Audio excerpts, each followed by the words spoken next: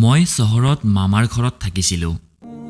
মামা দিল্লীৰ এটা ডাঙৰ কোম্পানীত ভাল পদ এটাত চাকৰি কৰে। মামী দেখিবলৈ বহুত ধুনীয়া আৰু কম বয়সৰ আছিলে। মই আৰু মামী ঘৰত অকলে থাকিছিলোঁ। এদিন যেতিয়া মই কলেজৰ পৰা ঘৰলৈ উভতিলোঁ, তেতিয়া মামীৰ কোঠাৰ দৰজা অলপ খোলা আছিলে। যেতিয়াই মই দৰজাৰ ফাকেৰে ভিতৰলৈ জুমি চালোঁ, তেতিয়া মোৰ ভৰিৰ তলৰ মাটি খহি যোৱা যেন হ'ল।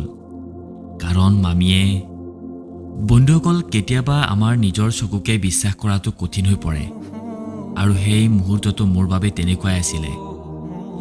মই যি দেখি আছিলোঁ সেয়া মোৰ বাবে বিশ্বাস কৰাটো অসম্ভৱ আছিলে। মই কেনেকৈ মানি ল'ব পাৰোঁ যে মোৰ মামাৰ পত্নীয়ে তেওঁ গম নোপোৱাকৈ এনেকুৱা কামো কৰিব পাৰে।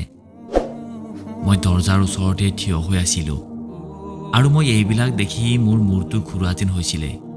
মোৰ মামীয়ে এই কথাটো ভবাও নাছিলে যে মই এনেকুৱা সময়ত কলেজৰ পৰা উভতি আহিম।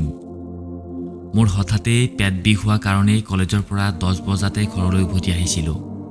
কিন্তু মই সপোনতো ভবা নাছিলোঁ যে ঘৰলৈ আহি এই দৃশ্য দেখিম। মোৰ সেইগৰাকী মামী, যাক লৈ মই গৌৰৱ অনুভৱ কৰিছিলোঁ, আৰু মোৰ ইচ্ছা আছিলে যে মোৰ পত্নীও যাতে মোৰ মামীৰ দৰে হয়, সেই সকলো ভুল ধাৰণা এটা পলতে ভাঙি চুৰমাৰ হৈ গ'ল। মই লাহে লাহে তাৰ পৰা আঁতৰি আহিলোঁ। মই বিচৰা নাছিলোঁ যে মোৰ উপস্থিতি মামীয়ে অনুভৱ কৰক, আৰু আমাৰ মাজৰ যি সম্পৰ্কৰ দূৰত্ব সেয়া শেষ হৈ যাওক। নহ'লে হয়তো আমি ইজনে সিজনৰ চকুলৈ কেতিয়াও চাব নোৱাৰিলোহেঁতেন। মই ঘৰৰ পৰা ওলাই বাহিৰলৈ ৰাস্তালৈ গ'লোঁ। মোৰ চকুৰ সন্মুখত মাত্ৰ সেই দৃশ্যই ভাহি থাকিলে যিটো মই মামীৰ কোঠাৰ ভিতৰত দেখিছিলোঁ। মোৰ মামী কোঠাৰ ভিতৰত যিটো ৰূপত আছিলে সেয়া ক'বলৈও মোৰ লাজ লাগিছে। কোনো সন্মানীয় পুৰুষে কেতিয়াও এইটো সহ্য কৰিব নোৱাৰে যে তেওঁৰ ঘৰৰ বা পৰিয়ালৰ কোনো মহিলাই এনেকৈ পৰিয়ালৰ সন্মানক মাটিৰ লগত মিহলি কৰি দিয়াটো। মোৰ মামীৰ লগত থকা 4 মাহ হ'বলৈ হৈছিলে, কিন্তু এই 4 মাহত মোৰ কেতিয়াও এই কথাটোৰ অনুভৱ হোৱা নাছিলে যে মোৰ মামীৰ অন্তৰত কি চলি আছে। দেখাত ইমান সহজ সৰল মামীয়েতো আজি সকলো সীমা চেৰাই গৈছিলে। এয়া জানি আপোনালোকৰো গাৰ নোম শিয়ৰি উঠিব যে মোৰ মামীয়ে স্বামীৰ অনুপস্থিতিত কি কৰি আছিলে। বন্ধুসকল, মোৰ নাম সুৰেশ। মই এখন সৰু গাঁৱত বাস কৰোঁ। মোৰ জীৱনত এনেকুৱা এটা সময় আহিলে যে শিক্ষা গ্ৰহণৰ কাৰণে গাঁও এৰি চহৰলৈ যাবলগীয়া হ'ল। আমাৰ ঘৰৰ আৰ্থিক অৱস্থা বহুত বেয়া আছিলে যে মই চহৰৰ ভাড়াঘৰত থাকি পঢ়িব পাৰিম। সেয়ে মই পঢ়াৰ লগতে সৰু সুৰা কামো কৰিবলৈ আৰম্ভ কৰি দিছিলোঁ। এই চহৰতে মোৰ মামাও থাকিছিলে, কিন্তু মই তেওঁৰ ঘৰত থাকিবলৈ বিচৰা নাছিলোঁ, কাৰণ তেওঁৰ বিয়াৰ 2 মাহেই হৈছিলে, আৰু 10-15 দিন পাছতে নিজৰ কামৰ বাবে তেওঁ দিল্লীলৈও যাব। কিন্তু যেতিয়াই মামাই গম পালে যে মই কলেজত পঢ়াৰ কাৰণে চহৰলৈ আহিছোঁ আৰু তেওঁক লগ কৰিবলৈ বিচৰা নাই, তেতিয়া তেওঁ মোক ফোন কৰি বহুত কথা শুনালে আৰু বহুত খং কৰিলে। মই ভয়ে ভয়ে মামাক ক'লোঁ যে কেইদিনমান আগতে তেওঁৰ বিয়া হোৱাৰ কাৰণে মই তেওঁলোকৰ ঘৰলৈ যোৱা নাই। মই গ'লে তেওঁলোকৰ কিবা অসুবিধা হ'ব পাৰে বুলি। এই কথা শুনি মামাই মোক ক'লে যে তোমাৰ মামী বহুত ভাল আৰু বহুত মৰমীয়াল। তুমি আমাৰ ঘৰলৈ যেতিয়া এবাৰ আহিবা তেতিয়া নিজেই গম পাবা। মামাৰ খং দেখি মই তেওঁৰ ঘৰলৈ আহিলোঁ। মই প্ৰথমবাৰ মামীক লগ পাইছিলোঁ, কাৰণ যেতিয়া তেওঁলোকৰ বিয়া হৈছিলে তেতিয়া মোৰ পৰীক্ষা চলি আছিলে। সেয়ে মই বিয়ালৈ যাব নোৱাৰিলোঁ। মামীক লগ পাই মই আচৰিত হৈ গৈছিলোঁ, আৰু তেওঁ মামাতকৈ বয়সত 8 বছৰমান সৰু আৰু বহুত ধুনীয়া আছিলে। হয়তো এই সকলোবোৰ মামাৰ পইচাৰ যাদু আছিলে। মামীয়ে মোক বহুত মৰমেৰে সোধ-পোছ কৰিলে আৰু ক'লে, সুৰেশ, এইটোতো বহুত বেয়া কথা হৈছে যে ইয়াতে তোমাৰ নিজৰ মামা এজন থাকোঁতে বেলেগত ভাড়াঘৰত থকাৰ কি প্ৰয়োজন। কালিয়েই তোমাৰ সকলো বয়-বস্তু লৈ আহা আৰু আমাৰ ঘৰতে থাকিবা। এতিয়াও তোমাৰ মামা যাবলৈ 10-12 দিন বাকী আছে, আৰু তোমাৰ মামা যোৱাৰ পিছত এই ঘৰটোত তুমিয়েই থাকিব লাগিব। তুমিয়েই এই ঘৰটো চোৱা-চিতা কৰিব লাগিব, আৰু ময়ো এজন সংগী পাই যাম। নহ'লে মইতো এইটোৱেই ভাবি আছিলোঁ যে তোমাৰ মামা যোৱাৰ পিছত অকলে মই কেনেকৈ থাকিম। তেওঁৰ এনেকুৱা কথা শুনি মোৰ মনটো বহুত ভাল লাগিলে। এনেকুৱা লাগিলে যেন মোৰ তেওঁৰ লগত প্ৰথম সাক্ষাৎ নহয়। মামায়েও মোক বহুত জোৰ দি ক'বলৈ ধৰিলে যাতে মই আৰু ভাড়াঘৰত থকাৰ কথা নকওঁ। মই বাধ্য হৈ পিছদিনাই মোৰ সকলো বস্তু লৈ মামাৰ ঘৰলৈ আহি গ'লোঁ। মই মামাৰ ঘৰত থাকি নিজৰ পঢ়াত ভালকৈ ধ্যান দিব পাৰিম। কিন্তু মই গম পোৱা নাছিলোঁ যে মোৰ এই সিদ্ধান্তই মোৰ জীৱনটো ঘূণীয়া কৰিবলৈ গৈ আছে। 10-12 দিন কেনেকৈ পাৰ হৈ গ'ল গমেই নাপালোঁ আৰু মামাৰ দিল্লী যোৱাৰ সময় আহি পালে। মামাক এয়াৰপৰ্টলৈ থ'বলৈ গ'লোঁ। তেতিয়া মামাই মোক সাৱটি ধৰি ক'লে যে মোৰ পত্নীক তোমাৰ হাতত গতাই যাবলৈ ওলাইছোঁ। তুমি তোমাৰ মামীৰ ভালকৈ যত্ন ল'বা আৰু নিজেও ভালকৈ পঢ়া শুনা কৰিবা। মই মামাক কথা দিলোঁ যে মামীক কোনো ধৰণৰ অসুবিধা হ'বলৈ নিদিওঁ আৰু মামীৰ বহুত ভালকৈ যত্ন ল'ম। মামীও মোৰ লগত এয়াৰপৰ্টলৈকে গৈছিলে। মামাক এৰি আমি ঘৰলৈ উভতি আহিলোঁ। তেতিয়া মামী বহুত খঙত থকা যেন লাগিছিলে। অলপ সময়লৈকে তেওঁ নিজৰ কোঠাৰ ভিতৰত সোমাই থাকিলে আৰু যেতিয়া ৰাতি হ'ল তেতিয়া তেওঁ কোঠাৰ পৰা বাহিৰলৈ ওলালে আৰু মোক ক'বলৈ ধৰিলে যে স্বামী যোৱাৰ দুখত মোৰ খোৱা বোৱাৰ কথা পাহৰিয়ে গৈছিলে। মই মিচিকিয়াই হাঁহি মাৰি ক'লোঁ, মামী, কোনো কথা নাই, মই জানো যে আপোনাৰ বহুত দুখ লাগিছে। মোৰ কথা শুনি তেওঁ ক'বলৈ ধৰিলে, মোৰ নাম ৰূপালী, তুমি মোক ৰূপালী বুলিয়ে মাতিবা। আমাৰ বয়সো প্ৰায় একেই, সেয়ে তুমি মামী বুলি মাতিলে মোৰ ভাল নালাগে। কিন্তু মোৰ তেওঁক এনেকৈ নাম কাঢ়ি মাতিবলৈ ভাল লগা নাছিলে। মামা থকা সময়ত মই কেতিয়াও তেওঁক তেনেকৈ নাই মতা। তেনেস্থলত মামা যোৱাৰ লগে লগে মই কেনেকৈ তেওঁক নাম কাঢ়ি মাতিব পাৰোঁ? কিন্তু বাৰে বাৰে মামীয়ে কয় যে সুৰেশ, তুমি মোক ৰূপালী বুলিয়ে মাতিবা। বাৰে বাৰে কোৱাৰ পিছত মই তেওঁক ৰূপালী বুলি মাতিবলৈ আৰম্ভ কৰিলোঁ। তেওঁৰ ব্যৱহাৰ মোৰ লগত বহুত ভাল আছিলে। তেওঁ মোৰ এনেদৰে ধ্যান ৰাখিছিলে যে মোৰ কোনো বস্তুৰে অভাৱ হ'বলৈ দিয়া নাছিলে। মোৰ উঠা বহা খোৱা লোৱা সকলো ৰূপালীৰ লগতে হৈছিলে। মই কলেজৰ পৰা অহালৈকে মোৰ বাবে ৰৈ আছিলে আৰু তাৰপিছত মোৰ লগত একেলগে বহি ভাত খাইছিলে। কেতিয়াবা কেতিয়াবা মামাৰ ফোন আহিলে আমি দুয়োটাই একেলগে বহি থাকোঁ আৰু তেওঁ মোৰ সন্মুখতে মামাৰ লগত সকলো ধৰণৰ কথা পাতিছিলে আৰু মোৰ লগতো মামাক কথা পতাই দিছিলে। মই থকা কাৰণে মামা একেবাৰে নিশ্চিন্ত আছিলে যে তেওঁৰ পত্নী অকলে নাই। মামী ক'ৰবালৈ ওলাই যাবলগীয়া হ'লে তেওঁ মোৰ লগতে যায়। বজাৰ কৰিবলৈও মোৰ লগতে যায়। যিমানে দিন পাৰ হৈ গৈ থাকিলে আমি ইজনে সিজনৰ বহুত অন্তৰংগ হৈ পৰিলোঁ। মামীৰ চাল চলন, চিন্তাধাৰা এনেকুৱা আছিলে যে মই কেতিয়াবা কেতিয়াবা আচৰিত হৈ গৈছিলোঁ যে নাজানো তেওঁ মামাৰ দৰে মানুহ এজনৰ লগত কেনেকৈ বিয়া হ'ল। না তেওঁ মামাৰ বয়সৰ আছিলে, না তেওঁৰ চাল চলন মামাৰ দৰে আছিলে। চাবলৈ গ'লে তেওঁলোক দুয়োজনৰে কোনো ফালৰ পৰা মিল নাছিলে। মামা দিল্লীলৈ যোৱা এমাহ হৈ গৈছিলে আৰু এই এমাহত মই আৰু ৰূপালী ইজনে সিজনৰ বহুত ওচৰ চাপি গৈছিলোঁ।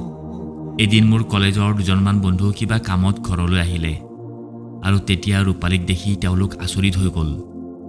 মই তেওঁলোকক ক'লোঁ যে এয়া ৰূপালী মোৰ মামী, কিন্তু তেওঁলোকে একেবাৰে বিশ্বাস কৰা নাছিলে। আৰু যেতিয়া ৰূপালীয়ে তেওঁলোকক চাহ দি ওলাই গ'ল তেতিয়া তেওঁলোকে ক'বলৈ ধৰিলে, আৰে ভাই, ইমান ধুনীয়া মামী এজনী থকাৰ পিছতো তোৰ মামাই কেনেকৈ দিল্লীলৈ গৈছে? ইমান ধুনীয়া পত্নীগৰাকীক এৰি কেনেকৈ যাব পাৰিলে? তোৰ মামাৰ অলপো চিন্তা নাইনে? মোৰ বন্ধুকেইজনৰ কথা শুনি মই তেওঁলোকক মনে মনে থাকিবলৈ ইংগিত দিলোঁ। তেতিয়া তেওঁলোকে লাহে লাহে ক'বলৈ ধৰিলে, ইমান ধুনীয়া বোৱাৰী এজনী দেখিলে যিকোনো পুৰুষেই তেওঁৰ প্ৰেমিক হৈ যাব। মোৰ বন্ধুকেইজন যেন মোৰ মামীৰ প্ৰেমতে পৰি গ'ল। মই তেওঁলোকৰ কথা ধেমালিতে উৰুৱাই দিছিলোঁ। ৰাতি মোৰ পানীৰ পিয়াহ লাগিলে আৰু মই উঠি গৈ পাকঘৰলৈ পানী নিবলৈ আহিলোঁ। কিন্তু পাকঘৰলৈ আহি দেখিলোঁ যে ৰূপালীয়ে পাকঘৰত চাহ বনাই আছে। তেওঁৰ চুলিকোছা মেলি থোৱা আছিলে। এই দুভাগ ৰাতি তেওঁ পাকঘৰত চাহ বনাই আছিলে। সেয়া দেখি মোৰ মনটো উত্ৰাৱল হৈ উঠিল। ময়ো এজন 22 বছৰীয়া ডেকা আছিলোঁ, যাৰ অন্তৰ কামনাৰে ভৰি আছিলে। ৰূপালীৰ মোৰ অনুপস্থিতি অনুভৱ হ'ল আৰু তেওঁ মোৰ ফালে ঘূৰি চালে আৰু মিচিকাই হাঁহি মোক ক'বলৈ ধৰিলে, কি হ'ল সুৰেশ, এতিয়ালৈকে তুমি শোৱাই নাই যে? মই লগে লগে মোৰ চকু তললৈ কৰিলোঁ। মোৰ ইমান সাহস নাছিলে যে মই তেওঁৰ এনেকুৱা কামাতুৰ ৰূপ চাই থাকিবলৈ পাৰোঁ। মই ৰূপালীক ক'লোঁ যে ৰাতি আপুনি মোৰ কোঠাত পানীৰ বটল নথলে আৰু ময়ো কথাটো মন নকৰিলোঁ, সেয়ে পানী খাবলৈ আহিলোঁ। হঠাতে ৰূপালী মোৰ ওচৰ চাপি আহিলে আৰু মই নিথৰ হৈ পৰিলোঁ। তেওঁৰ শৰীৰৰ পৰা পাৰফিউমৰ সুগন্ধি আহি আছিলে। মই ভাবি পোৱা নাছিলোঁ তেওঁ কিয় মোৰ ইমান ওচৰ চাপি আহিছিলে। তাৰ পিছতে ৰূপালীয়ে মোৰ হাতৰ পৰা খালী পানী বটলটো ল'লে আৰু পানী ভৰাই মোৰ হাতত দিলে। তাইৰ এনেকুৱা আচৰণ দেখি মোৰ চকু কপালত উঠিলে। সেয়ে মই তৎক্ষণাত মোৰ কোঠাৰ ভিতৰলৈ গৈ দৰজা বন্ধ কৰি দিলোঁ। যদি মই আৰু অলপ দেৰি তেওঁৰ ওচৰত থাকিলোহেঁতেন তেন্তে হয়তো চাগে ময়ো কিবা ভুল কৰি পেলালোহেঁতেন। এই কথা ভাবি মোৰ বুকুখন বৰকৈ কঁপিবলৈ ধৰিছিলে যে মোৰ সলনি হোৱা মনোভাৱটোৰ কথা ৰূপালীয়ে গম পালে নেকি বুলি। যদি তেওঁ যিকোনো এনেকুৱা কথা গম পাই যায় তেন্তে সদায়ৰ কাৰণে মই তেওঁৰ চকুত নিচ হৈ পৰিম। মোৰ বাৰে বাৰে এই কথাটো মনলৈ আহি আছিলে যে ৰূপালী মোৰ মামী আৰু মই তেওঁৰ বিষয়ে এনেকৈ ভবাটো উচিত নহয়। মোৰ মনৰ ভিতৰত বহুত কথাই খেলি মেলি লগাবলৈ ধৰিলে। কেতিয়াবা যদি মোৰ মামাৰ কথা মনলৈ আহে তেন্তে কেতিয়াবা মামীৰ সেই কামনা ভৰা চাৱনিৰ কথা মনলৈ আহে।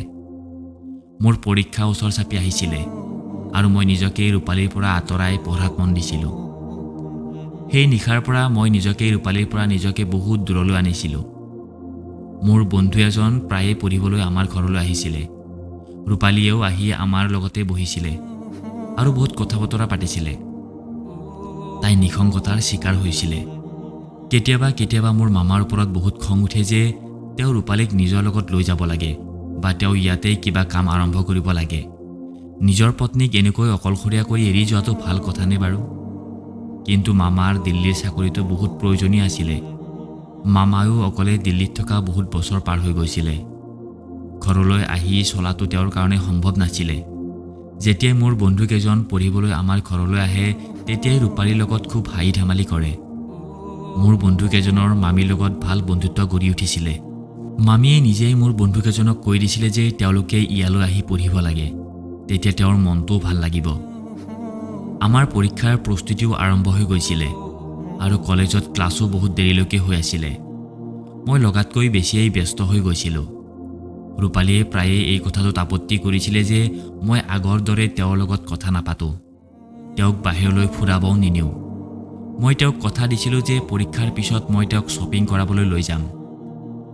তাৰপিছত এদিন ৰূপালীৰ খং দূৰ কৰিবলৈ মই বাহিৰৰ হোটেলৰ পৰাই ৰাতিৰ আহাৰ লৈ আহিলোঁ আৰু আমি দুয়ো একেলগে বহি আহাৰ খালোঁ আৰু বহুত সময় বহি কথা পাতিলোঁ। সেইদিনা ৰাতি মই পঢ়িবলৈও নবহিলোঁ আৰু সোনকালেই শুই গৈছিলোঁ। ৰাতিপুৱা মই কলেজলৈ যাব আছিলে, সেয়ে মই সোনকালেই উঠি গা পা ধুই কলেজলৈ গুচি গ'লোঁ। কিন্তু বাহিৰৰ খানা খোৱাৰ বাবে মোৰ গা বেয়া হৈ গ'ল। মোৰ বহুত পেট বিষ হ'বলৈ ধৰিছিলে। মোৰ হোটেলৰ খানা খোৱাৰ অভ্যাস নাছিলে। বাহিৰৰ খানা মোৰ হজম নহৈছিলে। যেতিয়া প্ৰায় 10 মান বজাত মোৰ গা বেছি বেয়া হ'বলৈ ধৰিলে তেতিয়া মই ছুটী লৈ ঘৰলৈ যাবলৈ লৈছিলোঁ যাতে মই সোনকালেই ঠিক হৈ যাওঁ, কাৰণ পৰীক্ষা একেবাৰে ওচৰ চাপি আহিছিলে। কিন্তু মই কি জানিছিলোঁ যে ঘৰলৈ গৈ মই এনেকুৱা এক দৃশ্য দেখিবলৈ পাম যিটো দেখি মোৰ নিজৰ ভৰিৰ ওপৰতে থিয় হৈ থকাৰ ক্ষমতা নাথাকিব। মই সচৰাচৰ মোৰ বন্ধু এজনৰ বাইকেৰে কলেজলৈ যাওঁ, কিন্তু আজি সি ছুটীত আছিলে। সেইকাৰণে মই বাছৰ ঠেলা হেঁচা খাই ঘৰলৈ আহিবলগীয়া হ'ল। যদি সি থাকিলেহেঁতেন তেন্তে মোৰ তেনেকুৱা একো অসুবিধা নহ'লহেঁতেন। মোৰ লগত ঘৰৰ চাবি আছিলে, সেইকাৰণে মই ঘৰৰ দৰজা খুলি লাহেকৈ ঘৰৰ ভিতৰলৈ আহি গ'লোঁ, কাৰণ মই ভাবিছিলোঁ যে এইটো সময়ত ৰূপালী মামী শুই আছে। কিন্তু যেতিয়াই মই ৰূপালীৰ দৰজাৰ ওচৰ পালোঁ তেতিয়া মই আচৰিত হৈ গ'লোঁ। তেওঁৰ কোঠাৰ দৰজাখন অলপ খোলা আছিলে আৰু যেতিয়া মই দৰজাৰ ওচৰলৈ গৈ ভিতৰলৈ জুমি চালোঁ তেতিয়া এনেকুৱা লাগিলে যে মোৰ মূৰৰ ওপৰত আকাশখন খহি পৰিছে। তেওঁক দেখিতো মোৰ বহুত খং উঠিবলৈ ধৰিলে, কাৰণ তেওঁ অকলে নাছিলে, বৰঞ্চ তেওঁৰ লগত মোৰ সকলোতকৈ ভাল বন্ধুজন আছিলে। কাৰণ তাৰ আজি ছুটী আছিলে, সেয়ে সি আজি কলেজলৈও যোৱা নাছিলে। সেই সময়ত তাৰ উপস্থিতিয়ে মোক কঁপাই তুলিছিলে আৰু তাৰ উপৰিও ৰূপালীৰ সকলো সত্যতা মোৰ চকুৰ ওপৰত আহি পৰিছিলে। তেওঁলোক দুয়োজনে মনে মনে যি খেল খেলি আছিলে তাৰ বিষয়তো মই ভাবিব নোৱাৰোঁ। ৰূপালীয়ে হাঁহি হাঁহি কৈ আছিলে, তোমাৰ বন্ধু সঁচাকৈ নপুংসক দেই। বহুতবাৰ মই তাক মোৰ ফালে আকৰ্ষণ কৰিবলৈ ইংগিত দিছিলোঁ, কিন্তু মোৰ সৌন্দৰ্য যেন তাৰ কাৰণে একোৱেই নহয়। তাৰপিছত পাৰ হৈ যোৱা প্ৰতিটো দিনেই মোক প্ৰমাণ কৰিলে যে সি সঁচাকৈ নপুংসক। মই সদায়ে তাক ইংগিত দিবলৈ চেষ্টা কৰোঁ, কিন্তু সি মোৰ ফালে এবাৰো মূৰ তুলিয়েই নাচায়।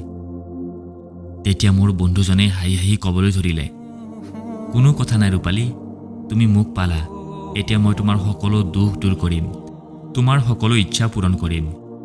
ৰূপালীয়ে ক'বলৈ ধৰিলে, এই মোমায়েক ভাগিনীয়েক সঁচাকৈ নপুংসক দেই। এজনে মোক অকলশৰীয়া কৰি এৰি থৈ গৈছে আৰু ইজনক নিসংগতাৰ মাজত পালোঁ, সিও মোক গুৰুত্ব নিদিলে। মই কেতিয়ালৈকে এনেকৈ নিসংগতাৰ জীৱন কটাম? মোৰ স্বামীয়ে ভাবে যে তেওঁ মোক মোলৈ বহুত পইচা পঠিয়াই চিৰদিনৰ কাৰণে তেওঁৰ লগত বান্ধি ৰাখিব পাৰিব। তেওঁৰ এই কথাটোৰ উপলব্ধিয়ে নাই যে মোৰ অকল তেওঁৰ পইচাৰে নহয়, তেওঁৰ সংগৰো প্ৰয়োজন। মই হাজাৰবাৰ ৰখোৱাৰ পিছতো তেওঁ মোক এৰি গুচি গ'ল। তেন্তে মই কিয় বেলেগ ৰাস্তা নিবিচাৰিম? ৰূপালীয়ে খোলাখুলিকৈ নিজৰ কথা মোৰ সন্মুখত ৰাখিলে। মই ঘৰৰ পৰা ওলাই আহিছিলোঁ, কাৰণ আজি যদি মই তেওঁৰ সন্মুখলৈ গ'লোহেঁতেন তেন্তে হয়তো আৰু একো সম্পৰ্কই বাকী নাথাকিলেহেঁতেন। মই ফুটপাথত বহি ভাবি আছিলোঁ যে আচলতে ৰূপালীৰ ভুল নে মোৰ মামাৰ, কাৰণ মোৰ মামাই ৰূপালীক অকলে এৰি থৈ গৈছিলে আৰু তেওঁ তেনেকুৱা কৰিব নালাগিছিলে। কিন্তু ৰূপালীয়ে এনেকৈ তেওঁৰ ঘৰৰ সন্মান ভৰিৰে মোহাৰিবলৈ লৈছিলে। সেইটোওতো ঠিক কথা হোৱা নাছিলে। বহুত ভাবি চিন্তি এটা সিদ্ধান্ত ল'লোঁ আৰু মোৰ মামালৈ ফোন কৰিলোঁ আৰু তেওঁক সকলো কৈ দিলোঁ যে ৰূপালী তেওঁৰ অবিহনে একেবাৰে ঠিক নাই। তেওঁ সকলো সময়তে আপোনাক মনত পেলাই কান্দি থাকে আৰু যদি এনেকৈয়ে চলি থাকে তেতিয়া হয়তো তেওঁক নিসংগতাই মাৰি পেলাব। সেইকাৰণে মামা, আপুনি তেওঁক আপোনাৰ ওচৰলৈ লৈ যাওক। মোৰ কথা শুনি মামাই ক'বলৈ ধৰিলে, মোৰ কাৰণেও অকলে থকাটো বৰ কঠিন হৈ পৰিছে। সেইকাৰণে মই নিজেই অহা সপ্তাহত একেবাৰৰ কাৰণে ঘৰলৈ গৈ আছোঁ আৰু ৰূপালীক এটা ছাৰপ্ৰাইজ দিবলৈ বিচাৰিছোঁ। সেইকাৰণে মই তেওঁক এই কথাটো নাই কোৱা। মামাৰ কথা শুনি মোৰ চিন্তা দূৰ হৈছিলে। মই আকৌ মোৰ ভাড়া ৰুমলৈ যোৱাৰ কথা ক'লোঁ আৰু মোৰ সকলো বস্তু বেগত ভৰালোঁ। মোৰ মামীয়ে মোক মৰমেৰে এইকাৰণেই থাকিবলৈ কৈছিলে কাৰণ তেওঁ মোৰ লাভ ল'বলৈ বিচাৰিছিলে। যেতিয়া মই তেওঁৰ কামত নাহিলোঁ তেতিয়া তেওঁ মোৰ বন্ধুকে তেওঁৰ চিকাৰ বনাইছিলে নিজৰ কামনা পূৰণ কৰিবলৈ। মোৰ বিশ্বাস আছিলে যে মামা ঘৰলৈ অহাৰ পিছত মামীয়ে আৰু তেনেকুৱা কাম কেতিয়াও নকৰে। মই বিচৰা নাছিলোঁ যে তেওঁলোকৰ সম্পৰ্কটো ভাঙি যাওক, কাৰণ ভুল দুয়োজনৰ ফালৰ পৰাই হৈছিলে।